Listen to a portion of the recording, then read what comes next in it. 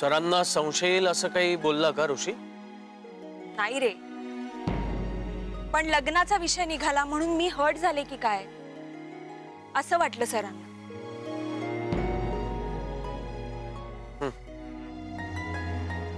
जय sir आपल्या एम्प्लॉईजची किती काळजी घेतात ना. तांगडेसाठी लोन त्यांनी अप्रूव्ह केलं.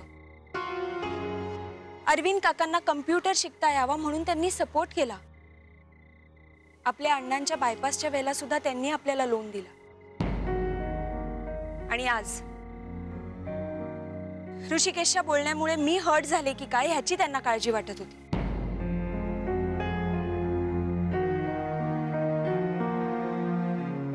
जय सर असं वागतात ना तेव्हा खरंच टेन्शन येतं. कसलं? आऊंच्या मनात जे तेच सरांच्या मनात नाही ना. पण मग ते सगळ्यांचीच एवढी काळजी घेतात, सगळ्यांचाच इतका विचार करतात. कदाचित मी त्यांच्याबरोबर आता काम करते ना म्हणून मला तसं वाटत असणार. आणि ते तसं काही असतंच तर तुला आधी कळलं असतं ना. नाही म्हणजे युजली मुलींना ह्या गोष्टी लवकर कळतात असं म्हणतात. सो नसेल तसं काही. नाही तुला काही वाटत नाहीये ना मग नसेल.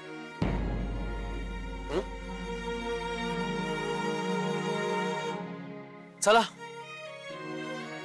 अदिती मॅडम घरी जाऊया, उशीर झालाय. काका काकू वाट बघत असतील. अण्णाही आहेत. चल.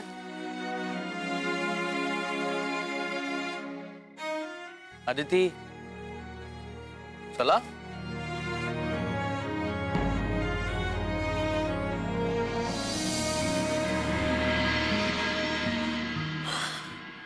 आदिती, आदिती मी आले. हळू हळू वॉक करून आलात ना. दमला असाल, घशाला एवढा त्रास देऊ नका.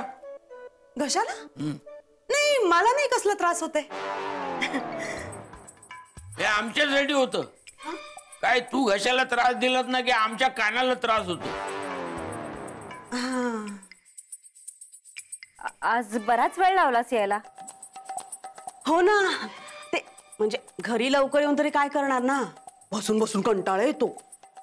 स्वतःच्या तोंडाने कबूल केलंस ते बरं केलंस. तू घरात बसून असतेस ते. तसं नाहीये काका, मी करते काम. म्हणजे तुम्हाला म्हणून सांगते, मला खरं तर कामाची प्रचंड आवड आहे. पण काय करणार, काकू मला कुठल्या कामाला हातच लावू देत नाहीत. मग कंटाळा येणार ना बसून बसून. अहो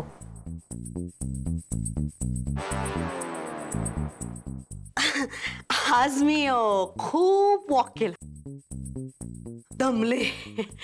बाई ग, तुम्हाला म्हणून सांगते, आदिती असती ना आता इथे लगेच लिंबू पाणी आणून दिलं असतं. तुम्हाला सांगू काकू, तिच्यामुळे सवय लागली ही मला. लिंबू सरबत काय, ग्रीन टी काय. हो खूप काळजी करते ती माझी. प्रेम आहे ना तिचं माझ्यावर. कुठे आहे आदिती? आवरते ती. आलेच मी. हा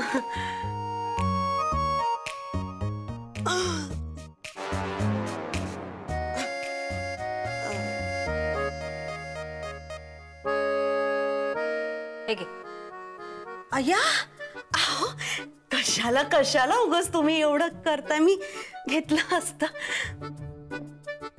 आणि छान आहे. छान. एक मिनिट. हॅलो, एक मिनिट. हॅलो, हा बोल ग, कशी आहेस तू? मी मजेत आहे. हा भिशीचे पैसे ना. यांच्या लिंबू पाण्याच्या नादात आमच्या चहा पाण्याचं पण बघा. हो हो आले. हॅलो. अगं पैसे ना तुझे देते मी इथून पाठवून.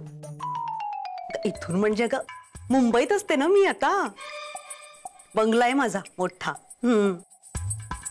काय अगं तू पण ना खरंच कुठे जाणार आहे मी. देते तुझे बीसीचे पैसे. इथे लाखाच्या भिशा लावते मी. मोठा क्लब आहे ना माझा. माझा म्हणजे प्रेसिडेंट आहे ना ग मी. देते ना ग पैसे. काय तुझं पण. हा चल चल ठेवते मी. नंतर करते फोन. Bye bye.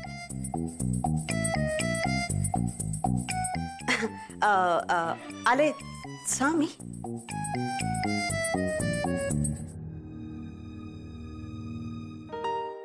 अदिती, मला अवनी त्या नवीन प्रोजेक्ट बद्दल सांगितलं. म्हणजे फायनली तुला कळलं तर. हा म्हणजे त्यांनी मला सांगितलं मी इन्व्हॉल्ड असेल. ओके. मग अजून काय म्हणाले आऊ. कशाबद्दल. हेच प्रोजेक्टच्या एक्झिक्युशन बद्दल. काही नाही. का ग. नाही सहजच. बरं हा घे डबा ठेव. अदिती, काय रे. मला एक प्रश्न आहे. काय. सर एवढी मोठी रिस्क का घेतात. ऑलमोस्ट सगळं स्टेकला लागलंय. हो पण देव टूर्स साठी हे खूप मोठं आणि खूप प्रेस्टिजियस प्रोजेक्ट आहे म्हणून. बरं चल आता पटापटावर आपल्याला निघायचंय. हे पेपर्स जरा लावतो आणि मग येतो. आय्या हे काय तुम्ही दोघे अजून इथेच आहात. मला वाटलं मलाच आज उशीर झाला खूप वॉक वरून यायला. वहिनी लिंबू सरबत तुम्हाला हे काय घेतलंय ना. आदिती नको करत जाऊस ग इतके लाड. हा किती त्रास करून घेशील ग माझ्यासाठी. आधीच एक तर या घरात आम्ही आश्रित म्हणून राहतोय. त्यात पुन्हा हे असे सगळे जिभेचे चोचले. मी काय म्हणते उद्यापासून हे सगळं लिंबू सरबत वगैरे सगळं बंद. हा अहो वहिनी असं का बोलताय तुम्ही. ते राहू देत ग. मला एक जरा सांग की तुझ्या ओळखीची अशी एखादी संस्था आहे का ग जी म्हणजे बघ उपचाराला मदत करतात ना तशी शिक्षणाच्या खर्चासाठी करेल अशी. काय म्हणतात ग त्याला. हा पीसीओ. एनजीओ. एनजीओ. तेच ते रे. एनजीओ. बघितलंच ना हे असं होते. काही सुधरतच नाही मला म्हणून अशा चुका होतात सगळ्या. काय झालं. कोणाला काही प्रॉब्लेम आहे. घ्या इथे आपलीच दुखणी निस्तरता नाकी नऊ येतात. इतरांचे प्रॉब्लेम काय सॉल्व्ह करणार. ते जाऊ देत रे. माझं राहू देत. तू काम कर तुझं. तू थांबू नकोस. कर काम कर. बर.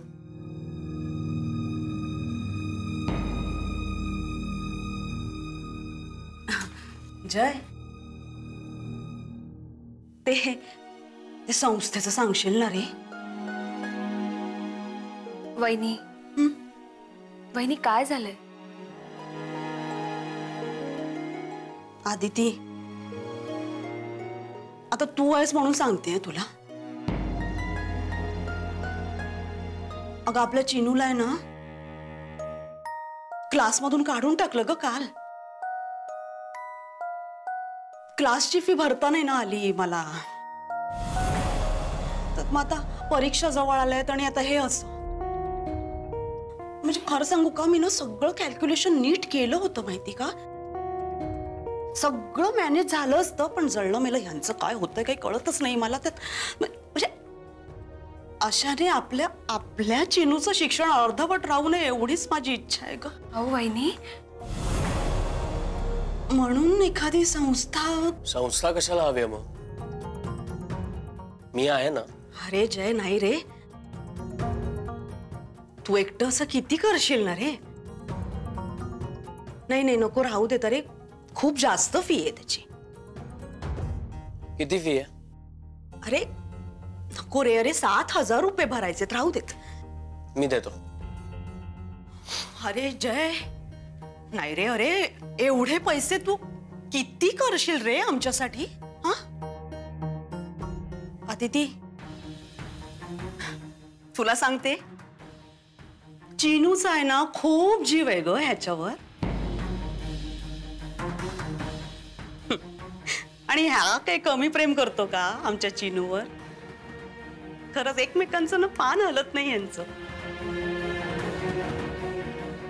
तूच मला सांग, आजच्या काळात कोण करतंय ग एकमेकांसाठी एवढं एका घरात राहून? ते पण नाही जमत लोकांना. पण आमचं जय आहे ना आधीपासून असाच आहे, हळवा, प्रेमळ. अख्ख्या घरासाठी हाच करणार खरंच. जय, 7 ऐवजी 10,000 देतोस का? नाही म्हणजे त्याची स्कूल बसची फी भरायची ना रे. शिवाय गाईड आहेत, वह्या काही त्याला हव्या होत्या, पुस्तकं म्हणाला होता, आणि युनिफॉर्म पण थोडा फाटलाय ग, नवीन आणायचं होतं त्याला. म्हणून देतो. हा संध्याकाळपर्यंत देतो. हा, आत्ता सगळं टेन्शन गेलं माझं. ए जय, पण तू आठवणीने न विसरता हे सगळे पैसे माझ्याकडून परत घ्यायचे. हा म्हणजे मी विसरले तरी तू आठवण करत राहा. कसं आहे, नाती एका बाजूला, व्यवहार एका बाजूला. व्यवहार आपल्या ठिकाणी असायला हवा, हो की नाही अदिती? बरोबर बोलते ना मी?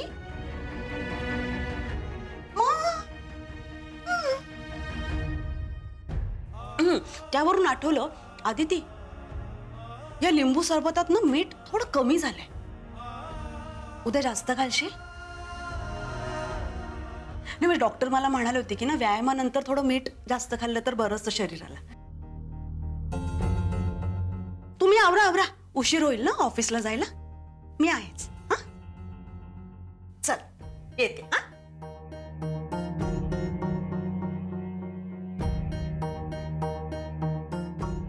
अदिती, हे सगळं पैशांसाठी चाललं होतं.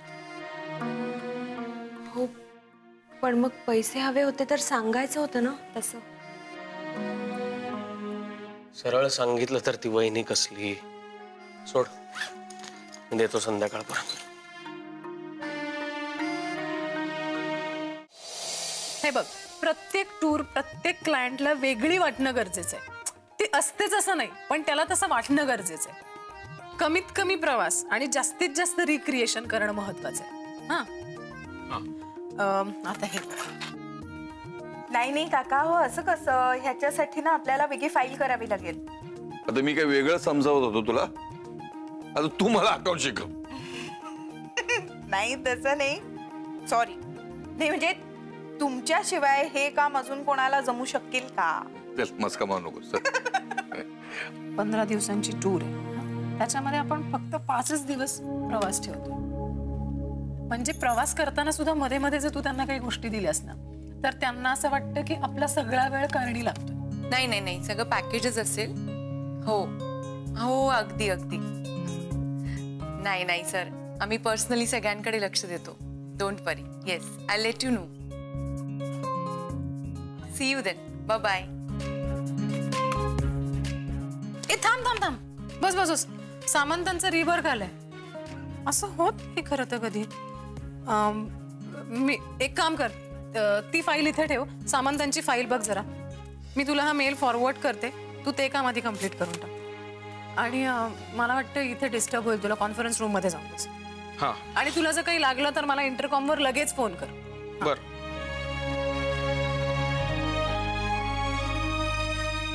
Good morning. Good morning. Good morning.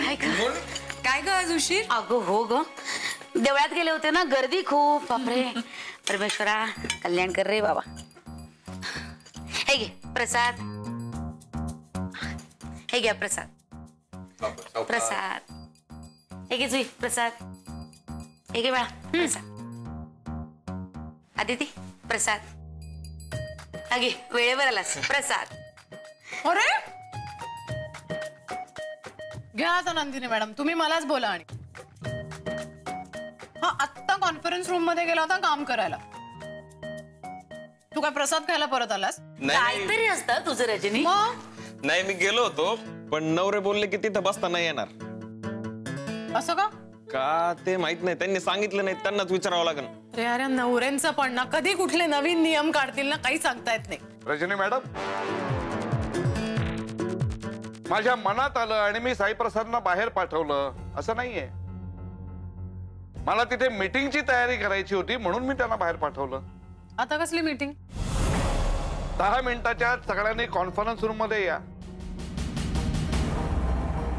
तिथे सरांना एक महत्वाची अनाउन्समेंट करायची आहे. अगं बाई, कसली अनाउन्समेंट? कॉन्फिडेन्शियल असेल.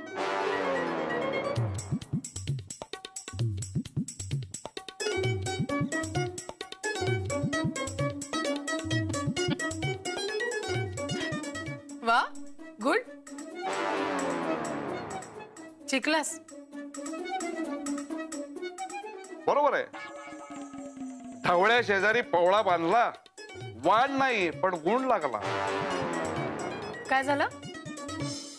10 मिनिटाच्या आत कॉन्फरन्स रूम. ओके? हा.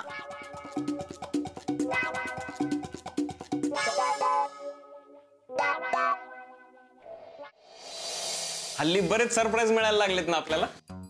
हो ना, आणि सर दरवेळी काही ना काही नवीन सरप्राइजेस घेऊन येतात. मी तर खूप एक्साइटेड आहे. त्यात काय एक्साइट व्हायचंय? काही असतं हिचं. का? बरोबर बोलतेय ती. जुई, मला सुद्धा तसंच वाटतंय ग. ए पण काय वाटतं, काय असेल सरप्राईज? सारिका, तुझं गणित काय सांगताय? का का उगाच बडबड करत बसता इथं? हा, सर आल्यानंतर सगळं कळणारच आहे. तुमचे तर्क वितर्क करू नका. ओके? करेक्ट आहे नवरे तुमचं. आणि मी म्हणते की तुम्ही कशाला एवढी एनर्जी घालवता चर्चा करण्यात?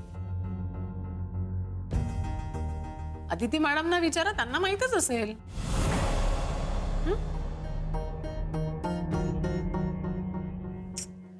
रजनी, तुला कधीच सरळ बोलता येत नाही का ग? हा, मी सरळच बोलते, मला आडवळणाने बोलता येत नाही, हा प्रॉब्लेम आहे खरं तर. जाऊ दे, जाऊ दे, होऊ दे, नवऱ्यांच्या मनासारखं होऊ दे. आता प्लीज कोणी काहीही बोलू नका. Good afternoon. बसा बसा बसा. आज एक अतिशय आनंदाची बातमी तुम्हाला सगळ्यांना सांगायची आणि म्हणूनच आपण सगळेजण इथे एकत्र जमलोय. इतके दिवस मी, मिस दाभोळकर आणि मिस आदिती दाभोळकर असे आम्ही तिघं मिळून एका प्रोजेक्टवरती काम करतोय, डिस्कस करतोय. मला माहिती आहे तुम्हाला याच्यातलं काहीही माहिती नाही, कारण हा प्रोजेक्ट आम्ही आतापर्यंत खूप सिक्रेट ठेवला होता. कारण खूप मोठा प्रोजेक्ट आहे, त्यामुळे त्याच्यावरती व्यवस्थित काम करूनच तुमच्या समोर आणायचा असं आम्ही ठरवलं होतं. आणि आता ती वेळ आली.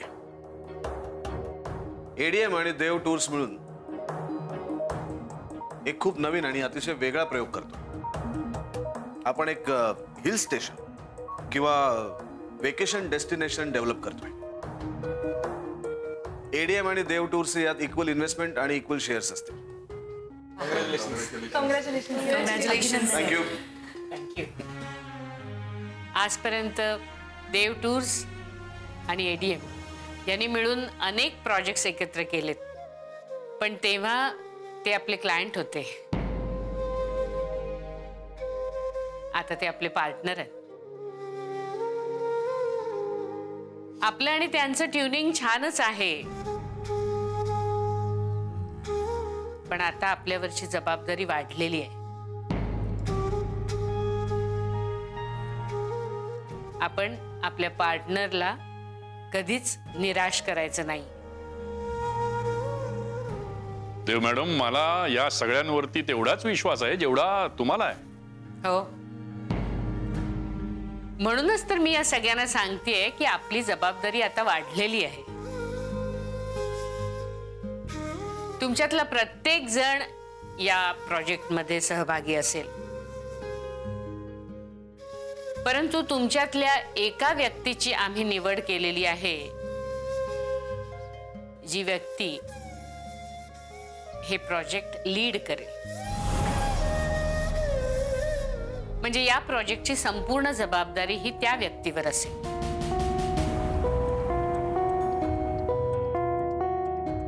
अविनाश आणि दाभोळकर सर या दोघांनी एकमताने या व्यक्तीची निवड केलेली आहे.